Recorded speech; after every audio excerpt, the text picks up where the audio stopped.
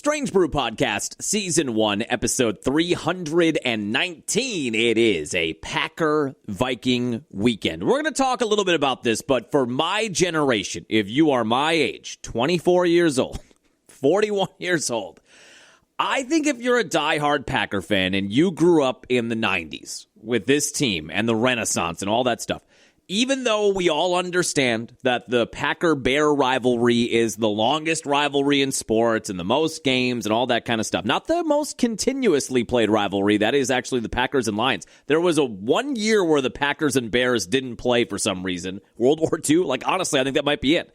And that makes Packers-Lions the longest continuous rivalry where they played every year. But we all understand the heritage behind Packers and Bears.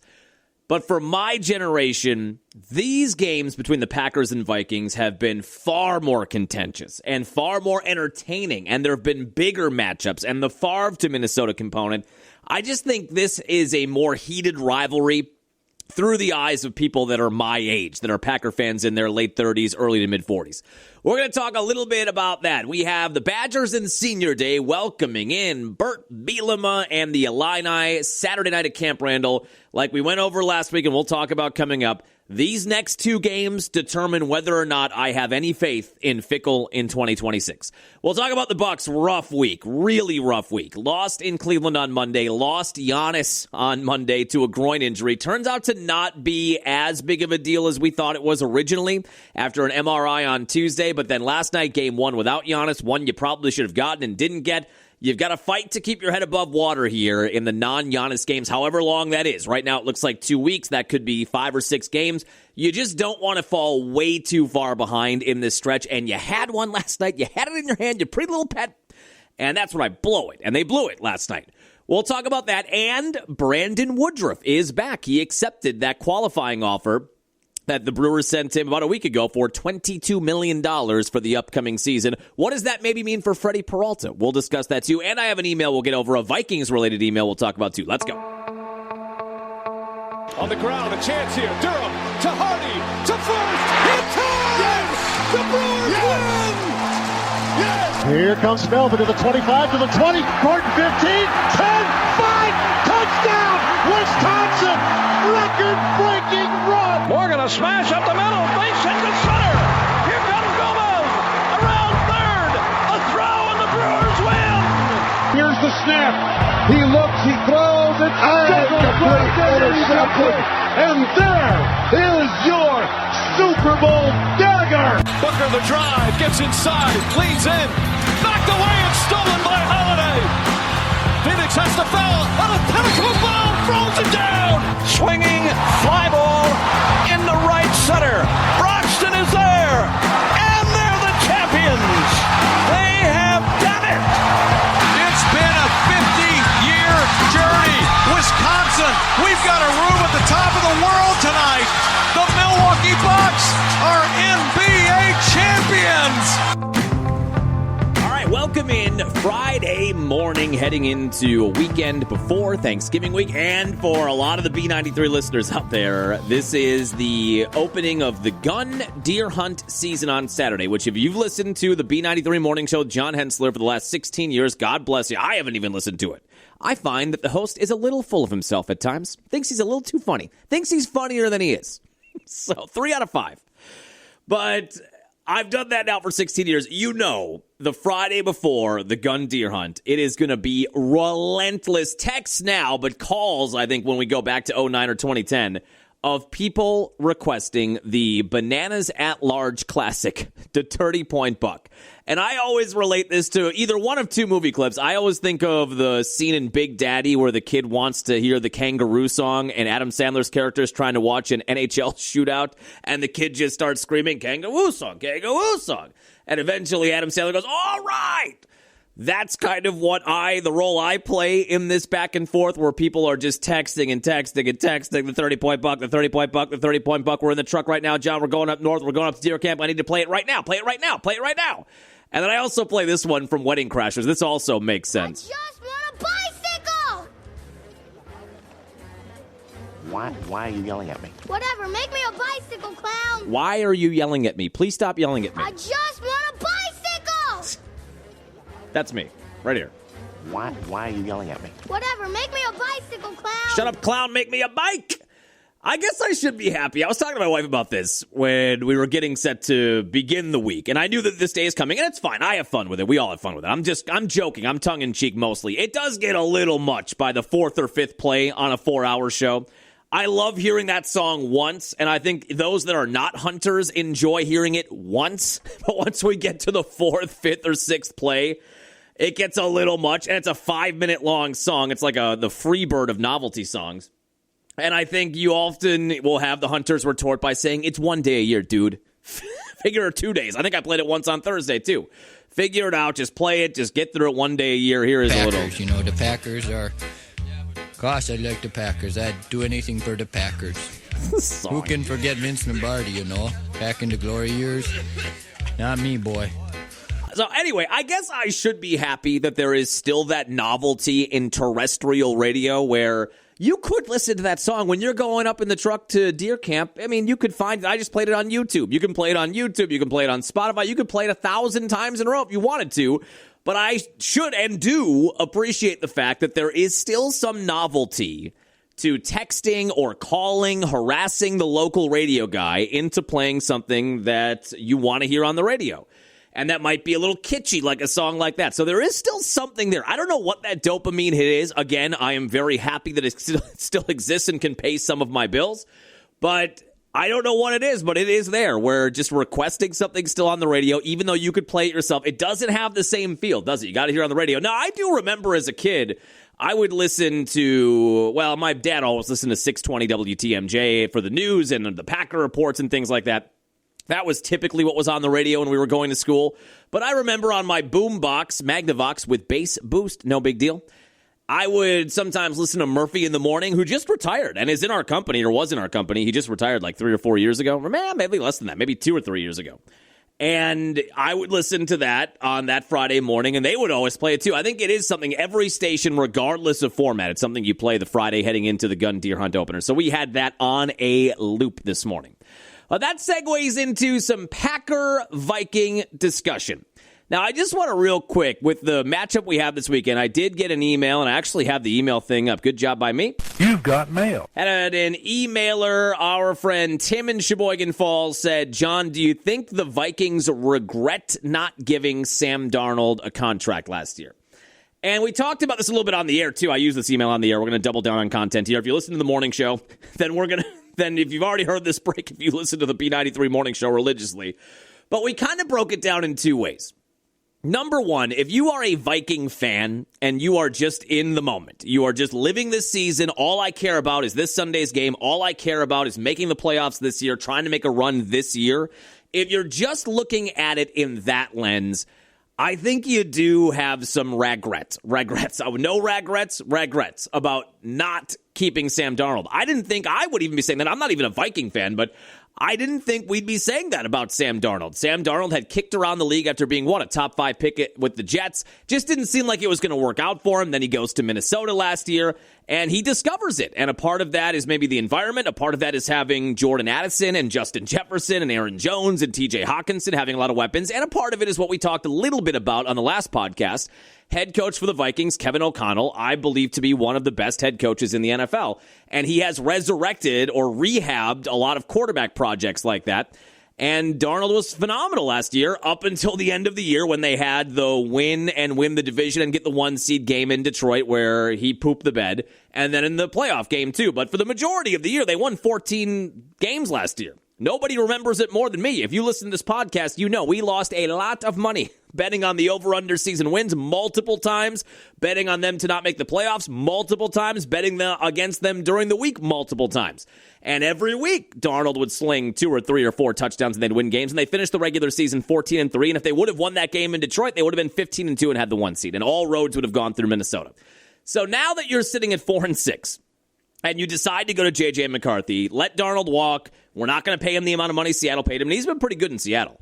Had a bad week last week, a 4-interception week, which is kind of the Sam Darnold we remember. But more often than not, he's been good in Seattle this year. I forget what the level of contract he got. I think it was a 3-year, $65 million deal, something like that. We'll have our research team on that. But when you look last year at the success they had, and now you're looking this year, and you go to J.J. McCarthy, and you're sitting at 4-6, and McCarthy was okay in that opening night against the Bears in the fourth quarter, led them to a win, but beyond that has not been good. Had the ankle sprain that kind of felt like a soft benching as well, where they were going to give him 3 to 4 to 5 weeks to figure himself out. Since he's come back, it has not looked good. So in the immediacy of this year, if you're a Viking fan coming off of a 14-win year where up until the last week it looked like you could be the 1 seed, a 15-win team, and all roads going to the Super Bowl going through Minnesota, and now you're sitting at 4-6 and your quarterback has 6 touchdowns and 8 interceptions and a quarterback rating of 61.7. 61.7. For those of you out there that are still not Jordan Love believers, Jordan Love has a quarterback rating of 103 this year. Imagine if you had J.J. McCarthy. What would people be saying if that was a Packer pick? And it was the 10th overall pick, not the 22nd or 23rd or whatever Jordan Love was. If they would have spent the 10th overall pick on a quarterback, and that quarterback had 6 touchdowns, 8 interceptions, and a quarterback rating of 61.7, Green Bay Twitter would have an actual meltdown. So when you're looking at just this year, going from where they were to where they are right now, which is not totally written off, but it's kind of getting there at 4-6, yeah, you're not happy.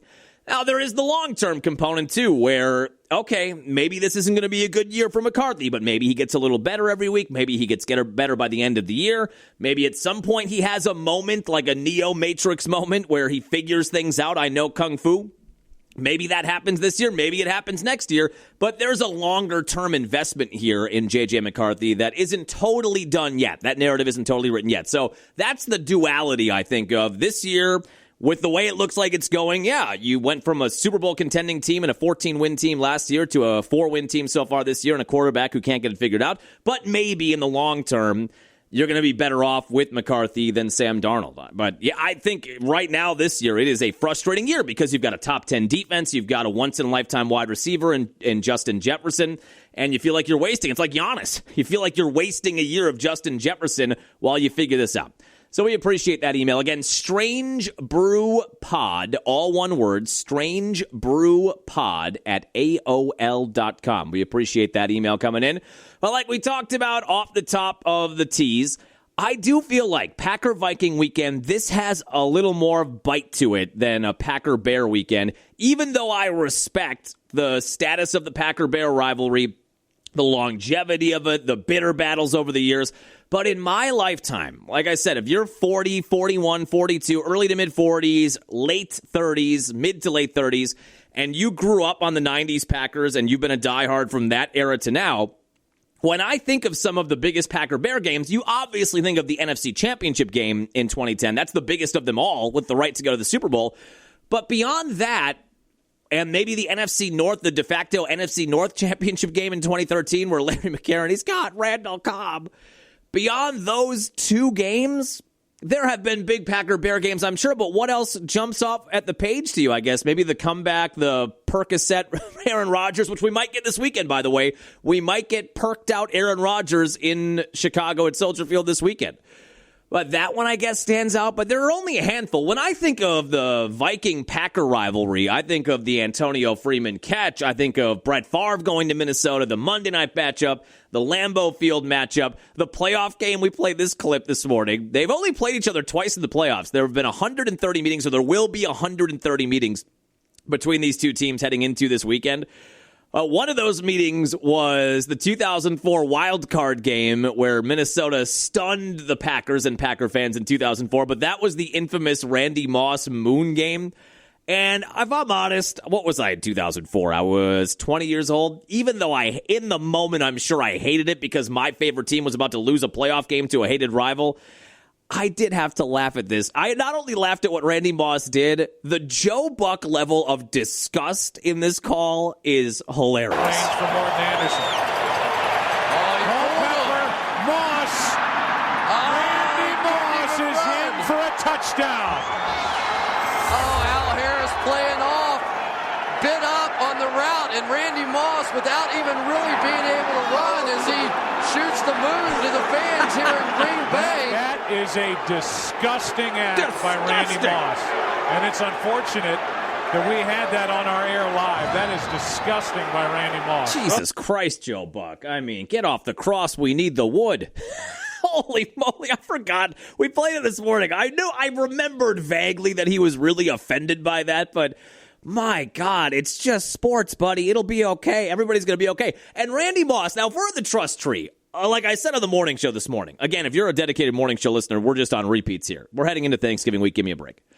But if you, in the moment of the Randy Moss era in Minnesota, and the Culpepper era, and then even going back to Moss's rookie year with Randall Cunningham, when Randy Moss was leaping over Leroy Butler like he was a hurdle at an Olympic sprint and scoring touchdowns on Monday night at Lambeau Field, and I'm 12 years old, and I didn't love him then, but I did grow an appreciation for Randy Moss as one of the greatest, if not the greatest wide receiver of all time, especially of my era.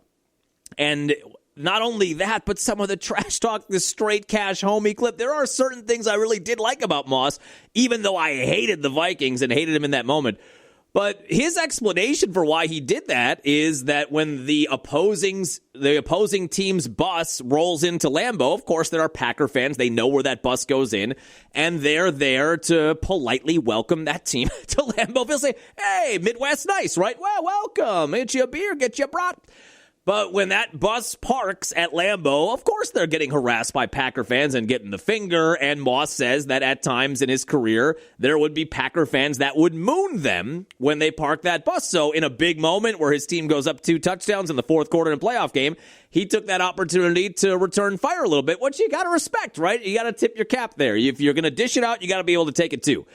And I just thought that Joe Buck, won't somebody think of the children? I feel like that Simpsons clip. As a side note, I forgot it was Collinsworth. I think Collinsworth was originally in the Joe Buck Aikman booth. Even though Aikman didn't say anything there, I think Aikman is in that booth. I think it was a 3-man booth, and then Collinsworth went to NBC after Madden retired, and then it just became Joe Buck and Troy Aikman that we all hate, that we all love and hate. But I think it was a 3-man booth at the time. The Joe Buck part of this gets remembered the most, but Chris Collinsworth, in the moment, I'm not putting it up there with Do You Believe in Miracles like we talked about Al Michaels a podcast or two ago, or he did what, but to come up with the shoot the moon line in the moment as smoothly as he did is an underrated part of this clip. Moss is in for a touchdown. Oh, Al Harris playing off, bit up on the route, and Randy Moss, without even really being able to run, as he shoots the moon to the fans here in Green Bay. That is a great call. That is a disgusting act by Randy Moss. And it's unfortunate that we had that on our air live. That is disgusting by Randy Moss. Well, how would it not be on your air live? To the play. Randy Moss, I don't even think that was called in the huddle. You see him start to the slant. Al Harris jumps it.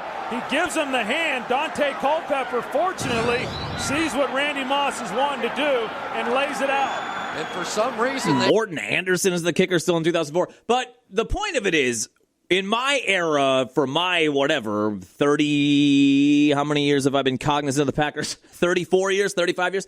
The Vikings and Packers rivalry has been much better in terms of there have been more years where both teams have been good. There have been more years where they've been vying for first place or playoff spots. You know, you think back to the Packer-Bear rivalry in that era, although there have been some memorable games that we just listed off. For a lot of that, Favre just dominated the Bears. I mean, it felt like we didn't lose to the Bears for a long time. And then Rodgers took that baton, and I forget what his record was, 25-6 or whatever it was against the Bears. So while there are memorable moments and specific games in there, the Packers have really, in my lifetime, dominated that rivalry, even though that is the rivalry with way more history. Vikings and Packers played their first game when the Vikings came to be in 1961. But in this 35-year-plus run, there have just been way more instances of blood sport type games between the Packers and Vikings because they're both good and they're both talented. And I just think that rivalry, in my mind, is a bigger rivalry than Packers-Bears in my lifetime. There is also the element, too. I have my cousin, who is also my godfather. Shout out John. John with an H. I'm a John with no H. I'm a Jonathan. But my dad was my cousin John's godfather, and John, my cousin, is my godfather. And he grew up in a household, like a lot of us did, that was a big Packer household. Now, as you probably know, or there are probably people in your life that you know, that sometimes will grow up in a household where it's, gosh, I love the Packers, like that clip from the 30-point buck. Gosh, I love the Packers. I'd do anything for the Packers. And it's Packer Sundays, and it's green and gold. And every once in a while, you get somebody in that family that's a bit of a black sheep in the family that is a little like Joe Buck and the Randy Moss shoot the moon, disgusted by all the Packers, soupy, syrupy, sugar sweet. We love the Pack. Go Pack, go Pack, go. You betcha. And they get sick of that, so they lash out. They lash out at their family, and they pick another team, and they root for that team. We've got one of those on our station. Matthew J. is a big Bronco fan, and I think he landed there because of John Elway, and he grew up in the Elway era in the 80s, but he says the same thing. He just got so tired of the you-rah-rah Packers stuff that he decided to go a different direction. I think that's what happened to John. So he became a Viking fan. So not only did he go against the family, how could you go against the family? Not a great impersonation, but not only did he go against the family by not rooting for the Packers, he picked a direct rival in the Vikings, and that's been a part of my life growing up, too. In fact, one of the first bets I ever made, this is probably what leads to when we play coming up, when we make our picks, this is maybe the first domino that falls that leads to me becoming a degenerate gambler.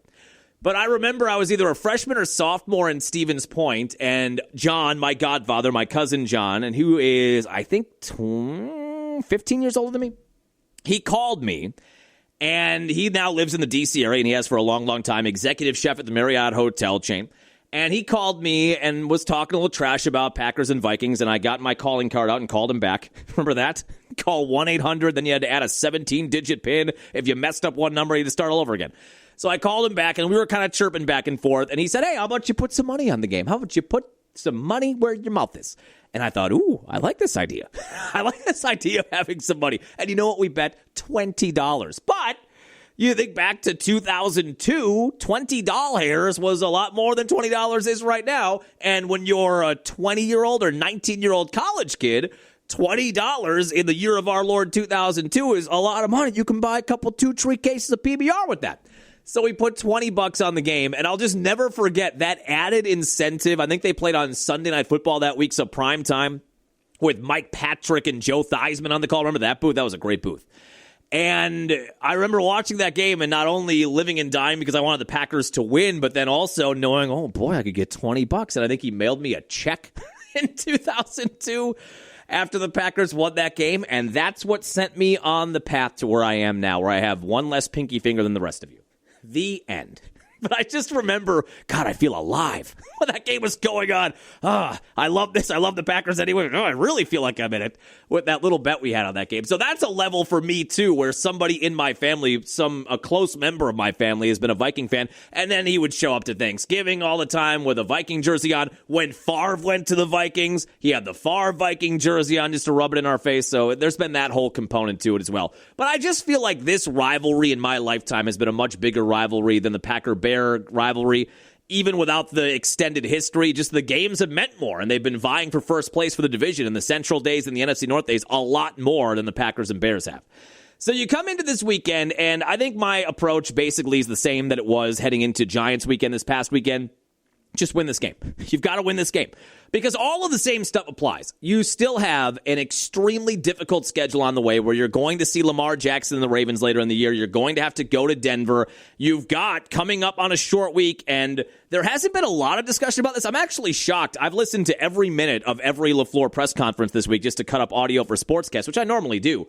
And there's been a lot of discussion about injuries. There's been a lot of discussion about the kicking situation. There's been a lot of discussion about Rashawn Gary and his dip in play. There's been a lot of discussion about Josh Jacobs' injury. Could he play? Could he not play? There were rumors this week that Jaden Reed and Marshawn Lloyd, remember Marshawn Lloyd?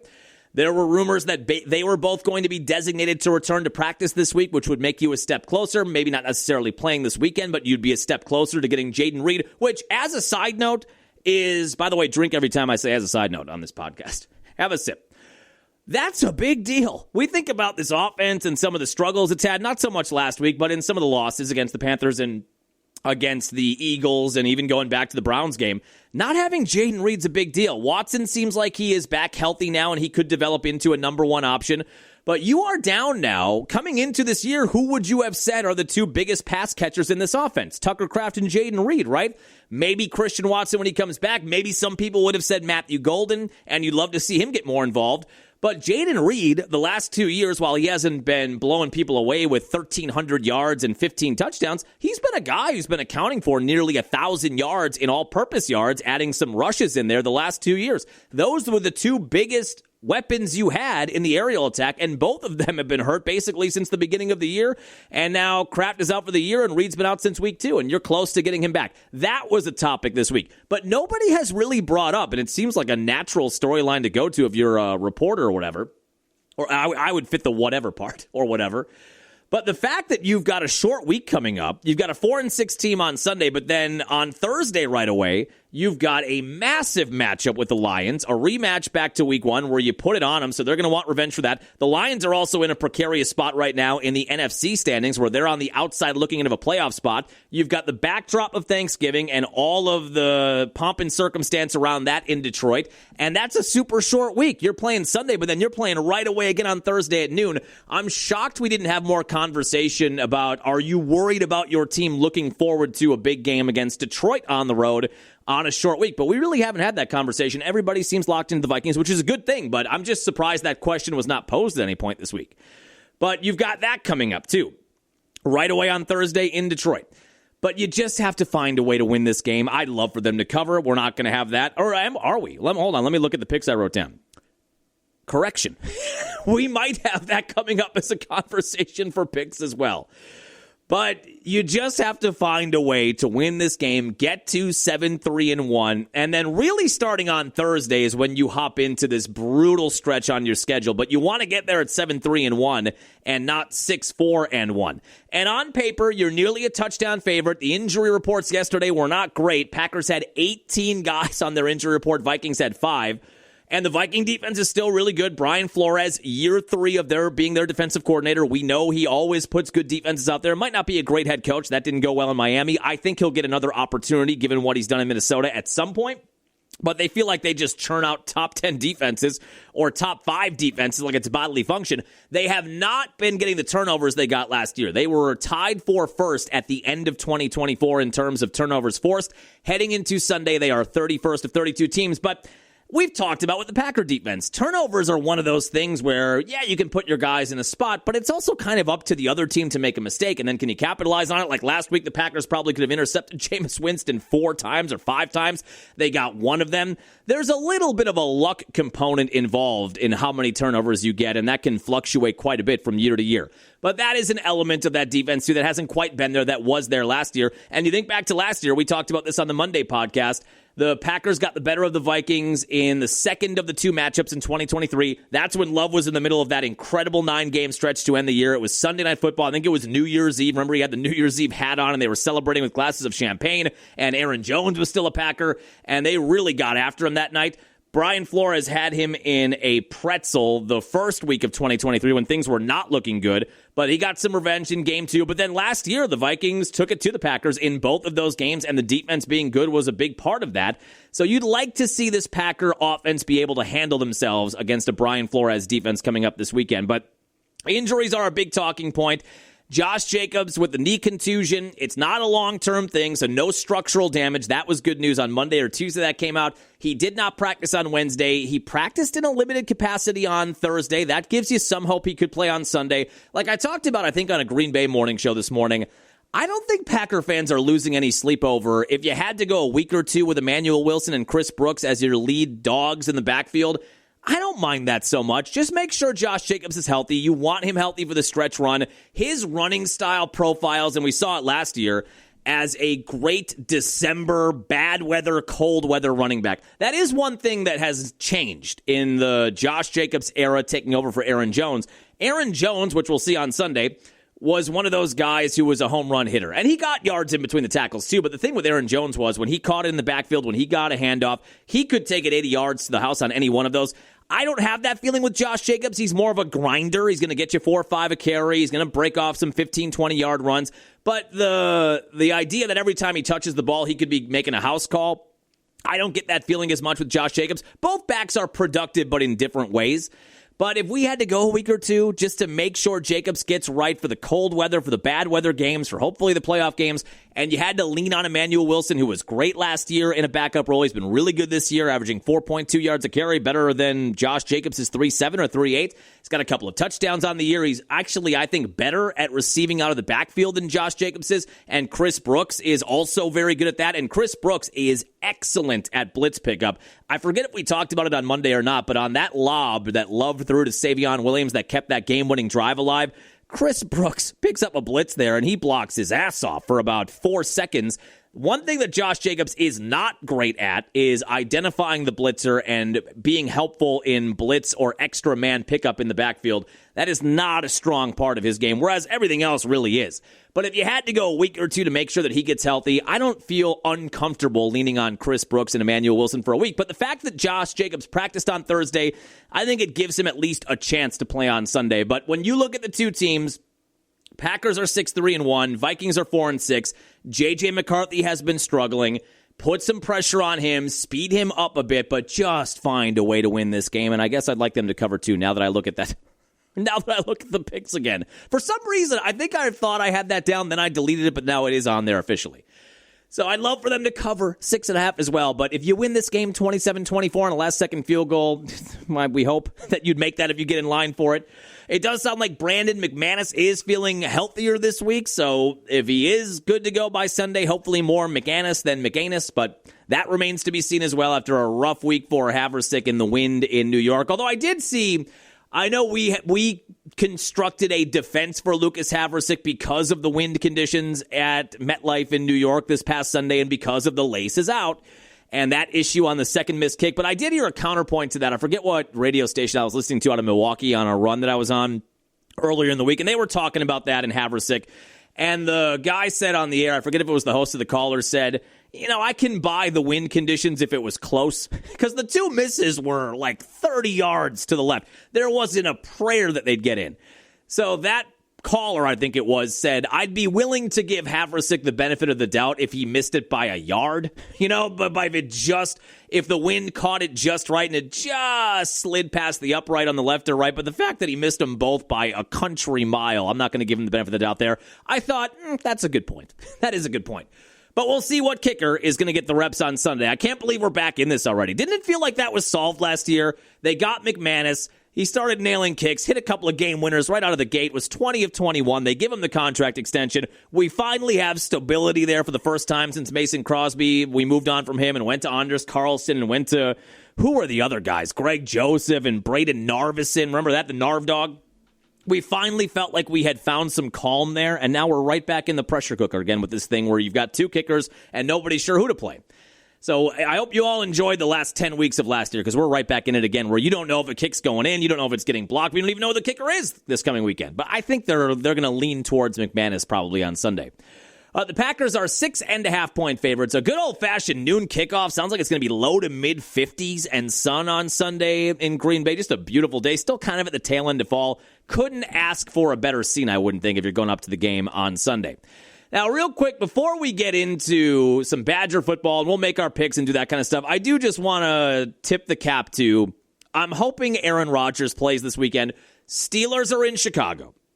And I think we talked about it on Monday coming out of the news that Rodgers had injured his left wrist in the last Steelers game, and he was questionable to doubtful as to whether or not he'd play. And I said on Monday, as a Packer fan and a Rodgers fan still, that kind of bums me out, because while I'm not overly rooting for the Steelers, I did want to have a moment on Sunday where I'm kind of got the Packer game on, obviously, and I'm kind of watching the Bears-Steelers game, but because it's the Bears and it's Rodgers, you're kind of pulling for the Steelers a little more than you normally would if you're pulling for them at all. You're just pulling for Rodgers. Because of this moment right here, I just want Rodgers with another I Still Own You. Rodgers is inside the pylon. Touchdown Packers. It's Rodgers running for the score.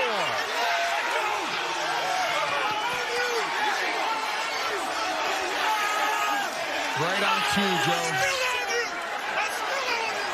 Joe. Unbelievable moment. But I wanted that, and they talked to him about that this week. So he's got a slight fracture in his left wrist, and it sounds like he's 50-50 for the weekend, but they did talk to him about the aspect of being back in Chicago. The opponent this week. There's incentive for every opponent, but I have enjoyed many a Sunday and Monday, and many Thursdays in that city. It's a great sports town, phenomenal sports fans, and great place to play. Aaron, do you sort of thrive off of being the villain there a little bit? Sort of enjoy that aspect? I'd rather not be. I mean, I'm not in Green Bay anymore. I feel like we can let bygones be bygones. Maybe I can, I guess.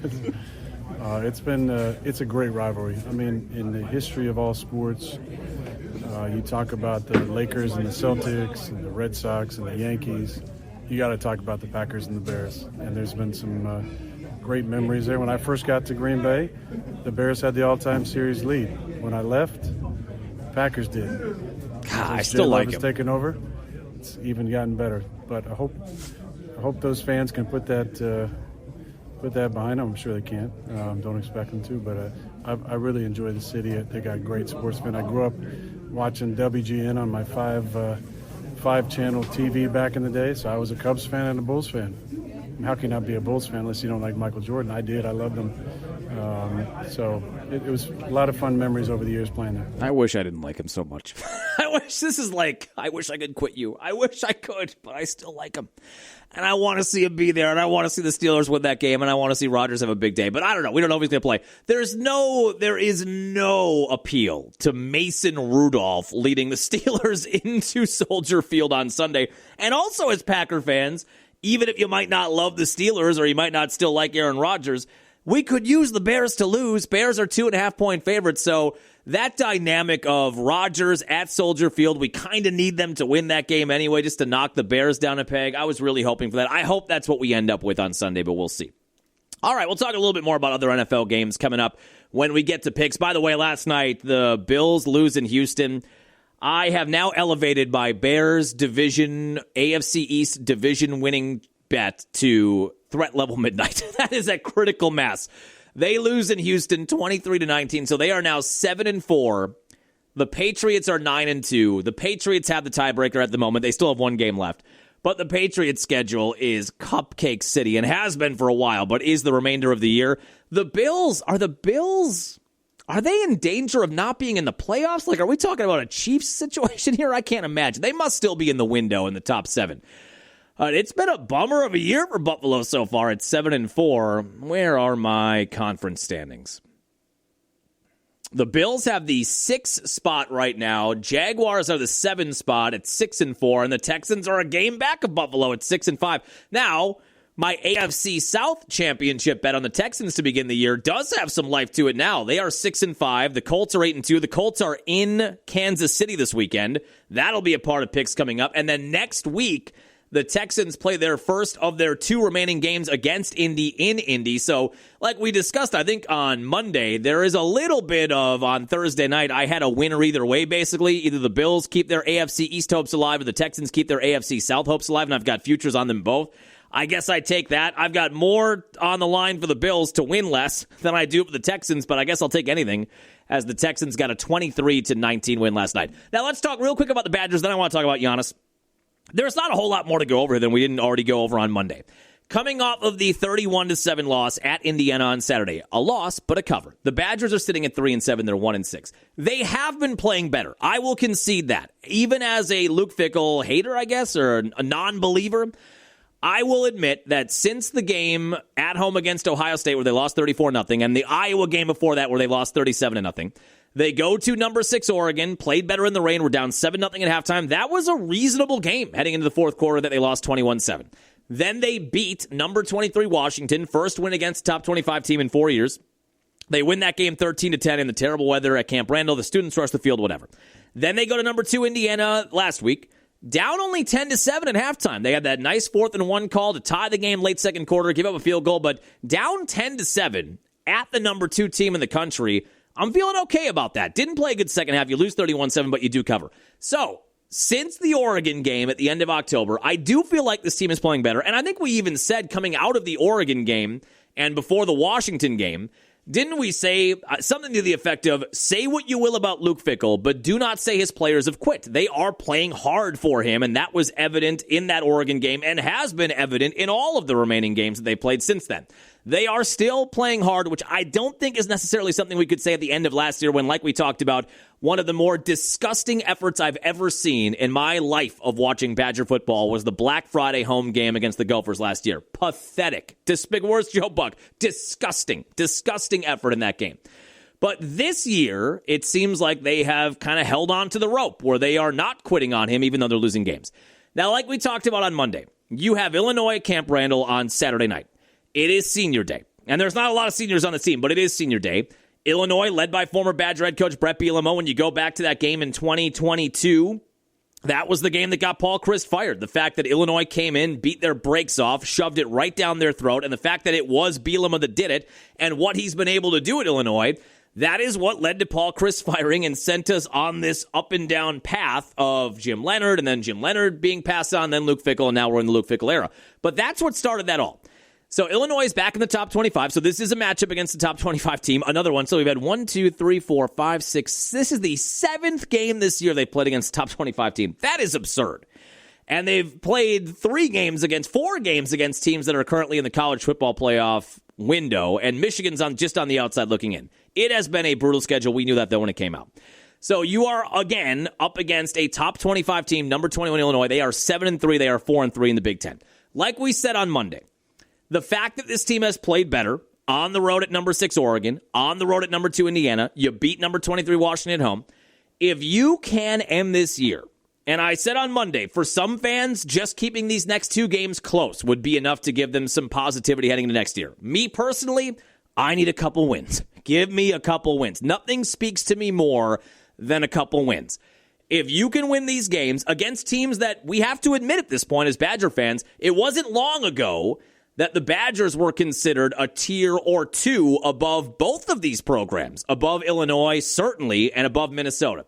Now you have to admit the fact that the Badgers are a tier below these teams, but even on the worst year, on the worst day in the last 25-plus years, you would say that the Badgers are at least on the level of a program like Minnesota or Illinois or Iowa or any team like that. But they have fallen behind them. So, in these next 2 games, if you can beat another top 25 team and beat Bielema on Saturday night, and then you go to Minnesota with a team that is, I think, a game worse than Illinois. They are 6-3, but they're also 4-3 in the Big Ten, Minnesota. You go on the road and you get Paul Bunyan's axe back. You win these 2 games. You reestablish yourself maybe as a team that's on that level, that's on the Illinois, Minnesota, Iowa level, or I guess even Maryland level now. If you can do that and you hit the offseason at 5-7 and you get to 3-6 in the Big Ten, you only fall 1 win short of the season win total bet, which would kind of be heartbreak, but at least I have that already in my brain that I know it's lost. At least it wouldn't come down to the final week. Well, that would be way worse if they were 5-6 going into the Minnesota game and lose that one, and that's how you lose the bet. I already know the bet is lost, like we said, unless somebody cuts the power at Camp Randall this weekend or in Minnesota next weekend, and they don't complete the game. That's my only way out of the bet now.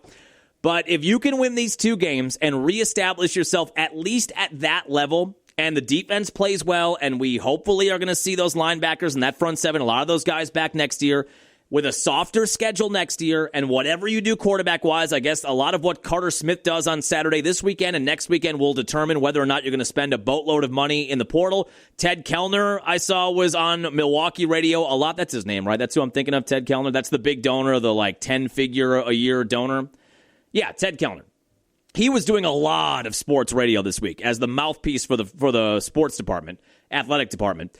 And he said that this year he felt like the team was in the lower third in terms of money spent on players. And his word was, my word is my bond, his word was all week long that next year will be different. There will be more money being funneled into the program, and they will be in the top third of the Big Ten in terms of money spent on players. That was his promise this week. So if you've got more money coming into the program, you've got a way softer schedule next year, and if you hit the offseason by winning these last 2 games, get your 2nd win against the top 25 team, beat Brett Bielema, which there is a little more cachet to that, and there's obviously more cachet to beating Minnesota and getting the Paul Bunyan's axe back.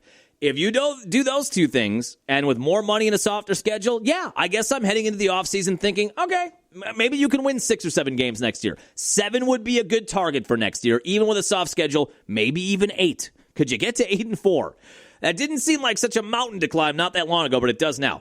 But if you win these 2 games starting this Saturday, You've got more money coming in, a soft schedule next year. I'm starting to believe then a little bit that, yeah, maybe you can get to 7+ wins next year, 7 or it'll maybe one better, and get back to a bowl game.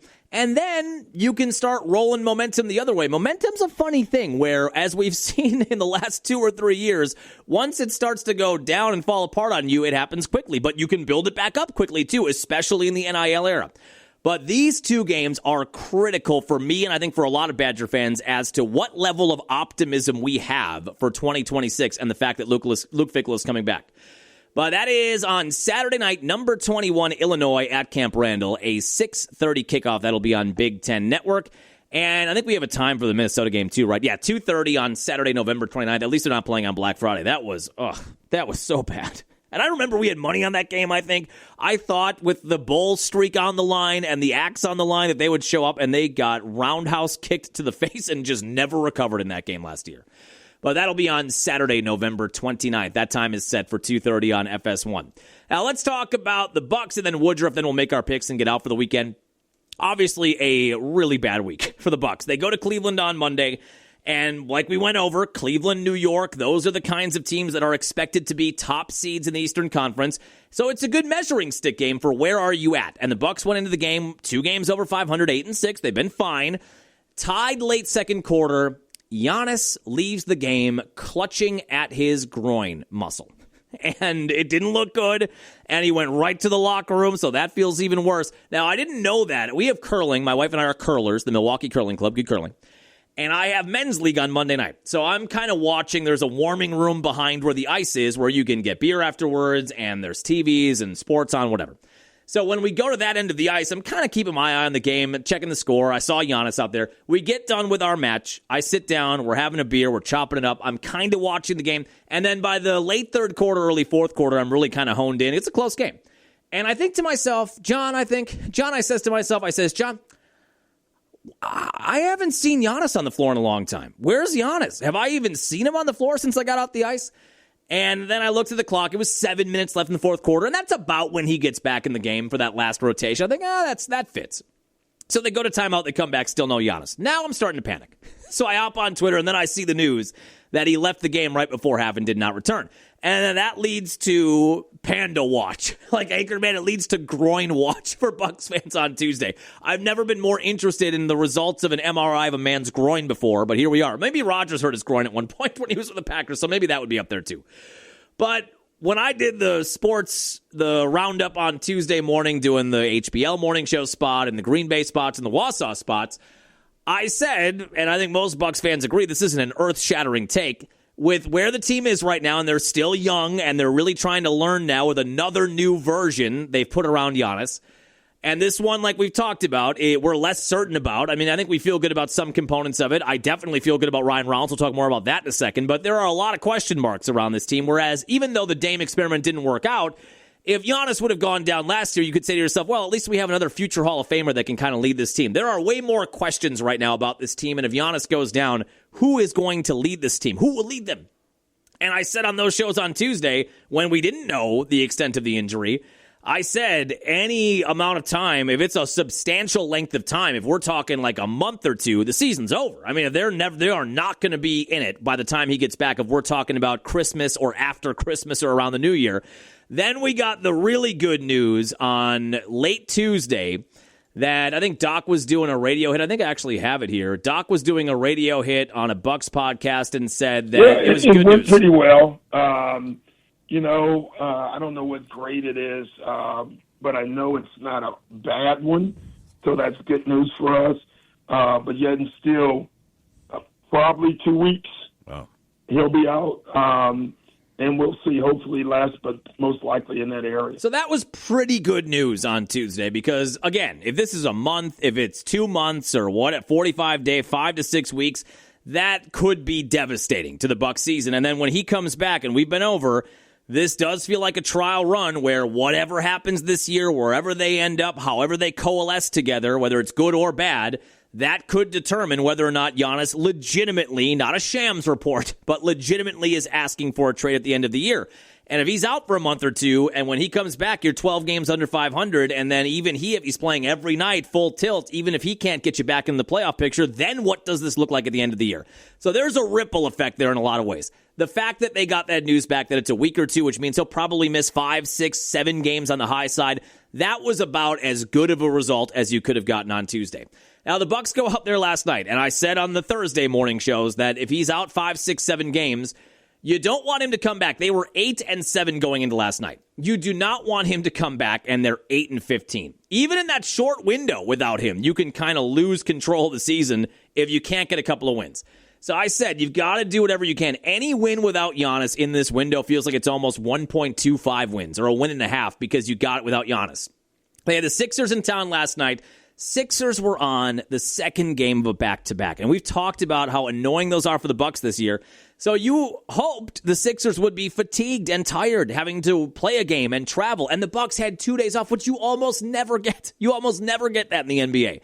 They lost in Cleveland on Monday after the Giannis news. They did keep that game pretty close, though, up until the last 5 minutes. They lost 118-106. I was somewhat encouraged by how close they kept that game against a contending team without Giannis from the late second quarter on.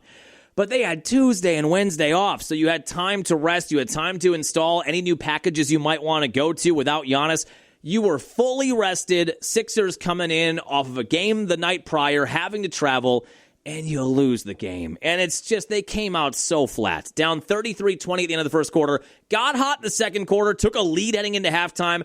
And then the fourth quarter, it was just tight the rest of the way. Miles Turner hit a three with, 30 seconds left in the fourth quarter. That put them up 106-104.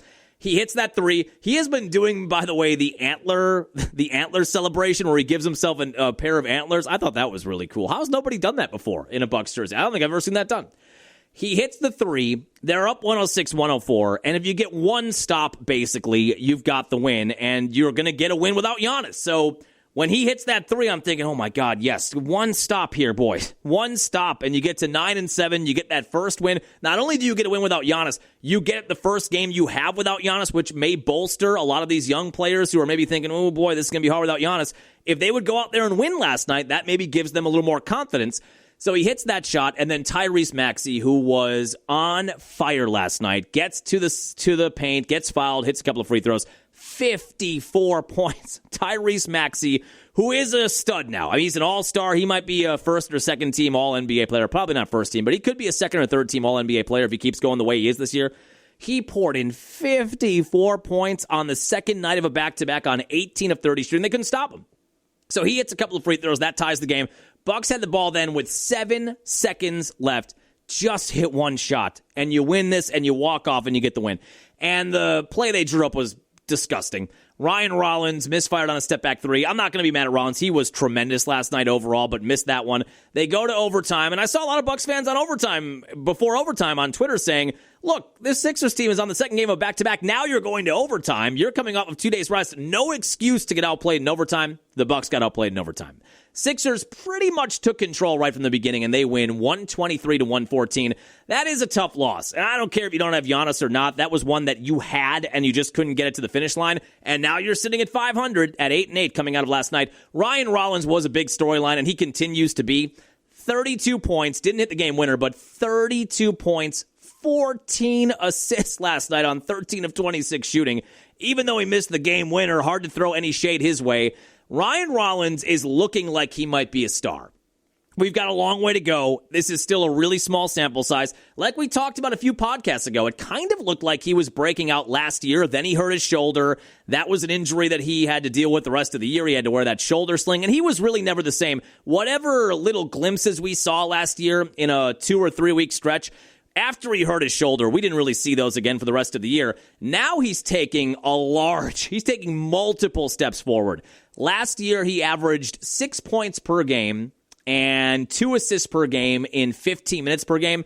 This year, he's playing 32 minutes per game, and he is averaging over 18 points a game, 6 assists, 4 rebounds, and a steal and a half per game, shooting 51% from the field and 45% from beyond the arc. That is borderline all-star level. He's got to sustain it. He's got to do it over a much larger, longer time frame.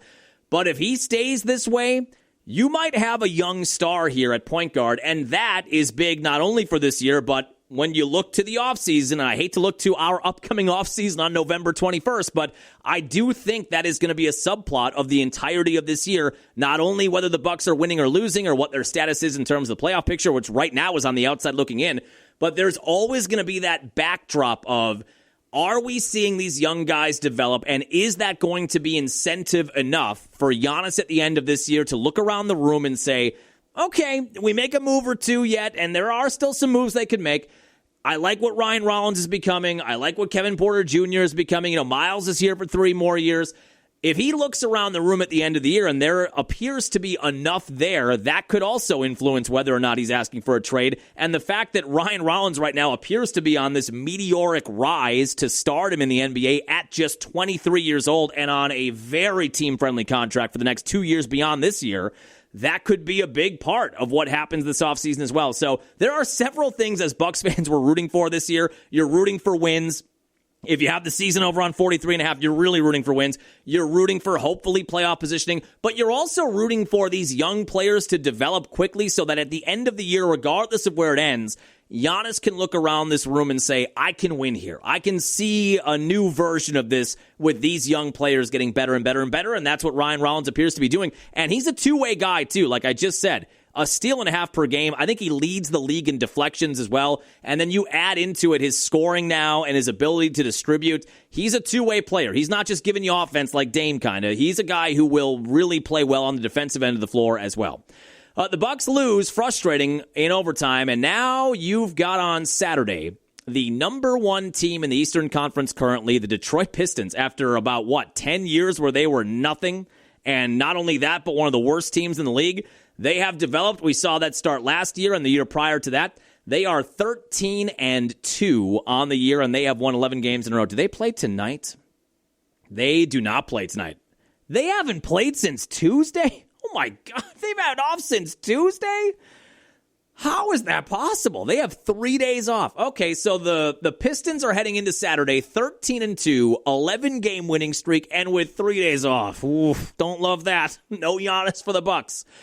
But that is going to be coming up on Saturday. Then the Bucks have Portland on Monday. That should be a winnable game at home without Giannis. Then you go to Miami and New York without Giannis. I don't know about that. And then you've got Brooklyn, a 1-win team at Fiserv Forum on Thanksgiving weekend, Saturday, November 29th. And you have more winnable games then at Washington, another 1-win team after that. But yeah, it's a tough one. Tough one with Detroit coming up on Saturday. Now let's wrap up on the Brewers, then we'll make some picks. Woodruff is back. We speculated about that when they offered him the tender deal for $22 million. By the way, that's the deal.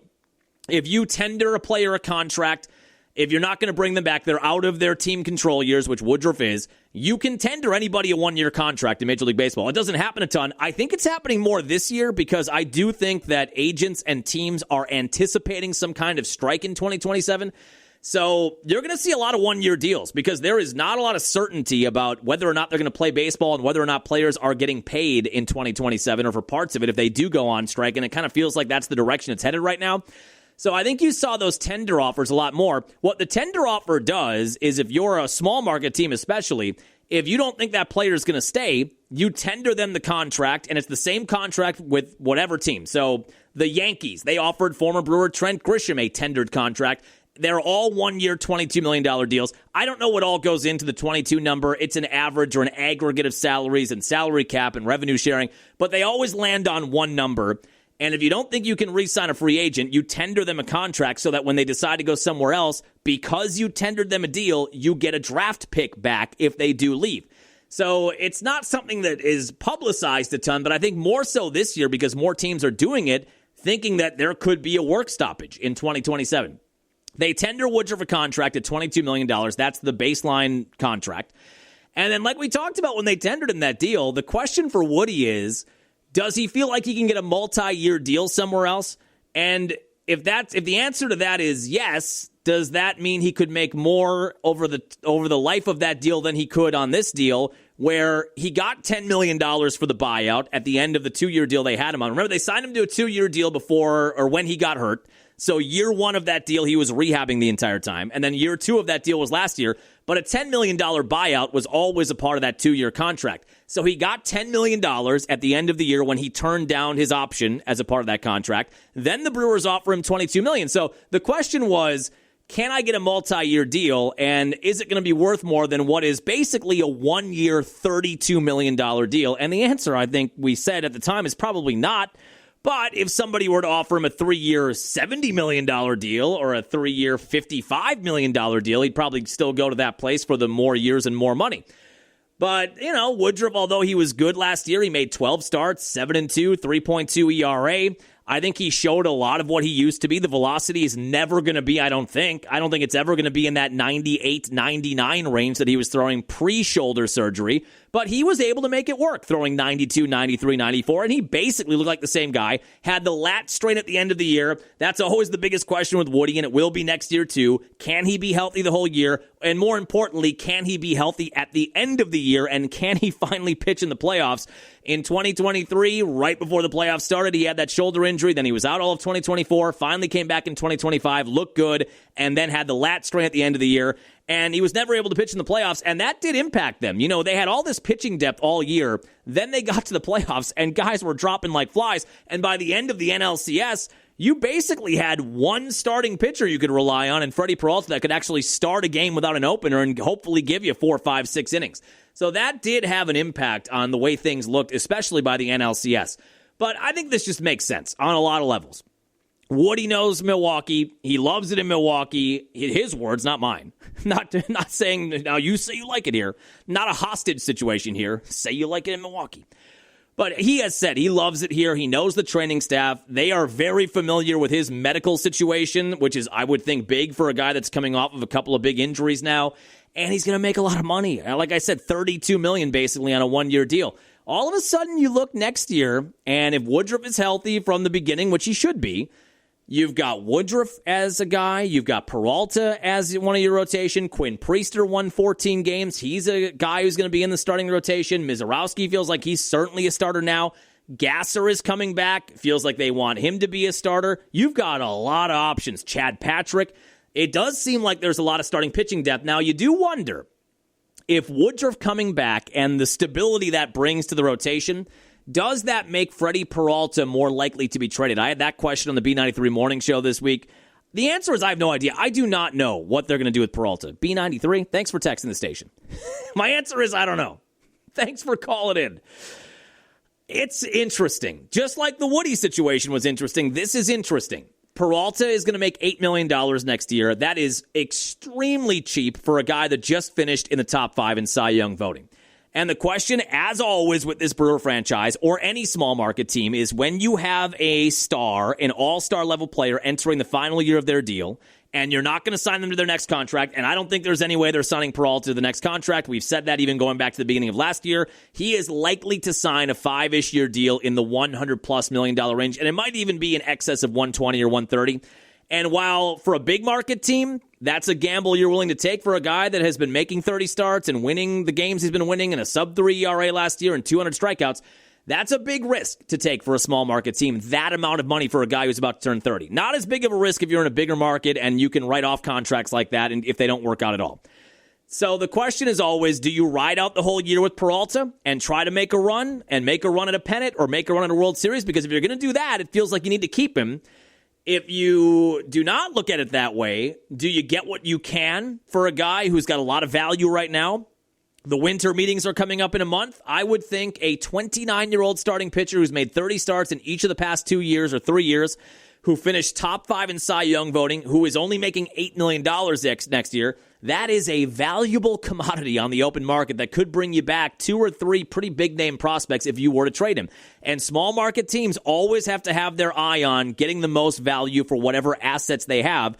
If they think they can make a run with Peralta, like they did with Adames, like they did with Prince in 2011, they'll maybe hang on to him and make a run, and then at the end of it, you tender him a contract like you tendered Woody a contract, and when they leave, you get a draft pick back, and that's all you get back. You could get back a lot more if you traded him in December or before the year began.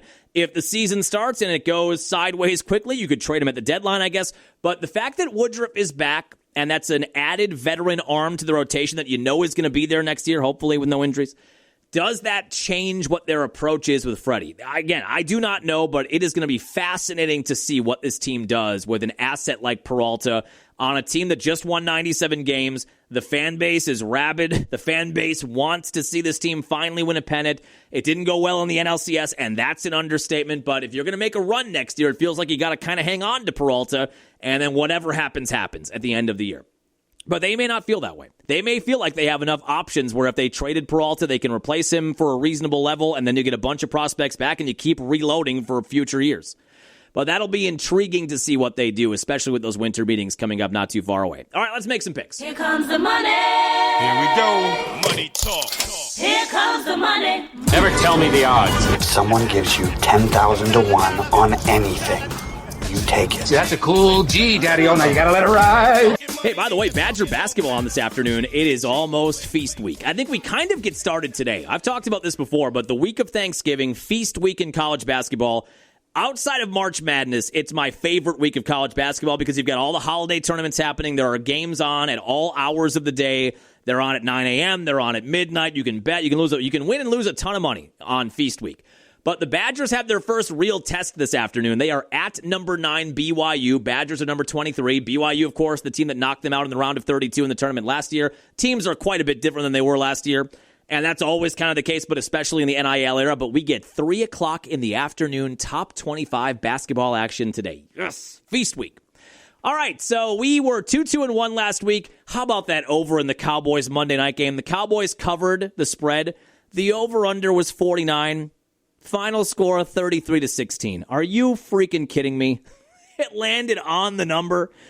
So we went 2-2-1 with our 5 picks, and we are now 18-18. Or no, now we're 20-20-1, I think, on the year. So we still are even, Steven.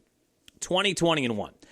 I've got 3. We're going with a homer weekend. I am going to take the Wisconsin Badgers as 7.5-point home underdogs. I think they'll keep this game close. I do love the way the defense is playing. You're at home. Maybe you get an added boost with it being senior day. I think it's a prime time with the Bielema undertones, so I think the crowd will be there for this team, especially on senior day, and I just like their defense keeping them in it. The thing that I fear in this game is the fifth-year senior quarterback, Altmaier for Illinois, who I love. I mean, just a fundamentally sound D1 quarterback, makes all the throws, can move a little bit out of the pocket too. That concerns me, but I do like the Badger linebackers shadowing him. I will take the Badgers. Since we're going to lose a boatload of money on them anyway, may as well add a little more. Sprinkle a little more on top. What's the worst that happens? Badgers plus 7.5 Saturday night. I am taking the Packers. Minus 6.5. I think they'll find a way to rattle J.J. McCarthy's cage. I think the offense will find a way to put 25 plus on the board. And I think that'll be enough. I think they'll keep that Viking offense under 17 points. I'm seeing like a 24-17, 25-17 kind of game. I don't think I'm going to cruise to a win there, but that would be enough to get us a win. And then I am going to take the Chiefs at home against the Colts minus 3. Chiefs need to win this game. They are 5-5. They're a game and a half out of a playoff spot, and they right now have the second best odds to win the Super Bowl. Make that make sense. Make that make sense in the gambling world. They literally have the second best odds to win the Super Bowl at plus 500, and they are right now a game and a half out of a playoff spot in the AFC. They're at home. The Colts, even though I'm doing the same thing with them that I did with the Vikings last year, where I just didn't believe and lost a ton of money on them as they won 14 games. I feel that way with the Colts. I love Jonathan Taylor. I think the schedule has been soft. I do not believe in Daniel Jones still, and I don't know that anyone should, but I did the same thing with Sam Darnold last year, and they're very similar. But this is one the Chiefs absolutely have to get at home. If they fall to 5-6, it might be over. Dynasty over. Season over. And I also need the Colts to lose now for my Texans bet, even more so now with the Bills losing. I will take the Chiefs minus 3 at home against the Colts on Sunday. So those are the only 3. Badgers plus 8, Packers minus 6.5, Chiefs minus 3. That'll do it for us here on your Friday morning. We'll get back after it on Monday, one of my favorite weeks of the year, Feast Week, College Hoops, and Thanksgiving Week. Getting her cranked up on Monday. We're going to have a little bit of a different podcast schedule moving forward for the next few weeks. It's holiday season with Thanksgiving. It's going to be, I guess, with the Packer game, we should find a way to do a podcast on Friday, I guess, from home maybe, coffee table podcast. But I'm thinking we're going to be Monday, Wednesday next week. And then the week after that, my wife and I are taking our moms to New York City for Christmas in New York City for an extended weekend. So that week will be a little bit different as well. But we'll discuss that more on Monday. Have a happy, safe weekend. We'll chat with you then.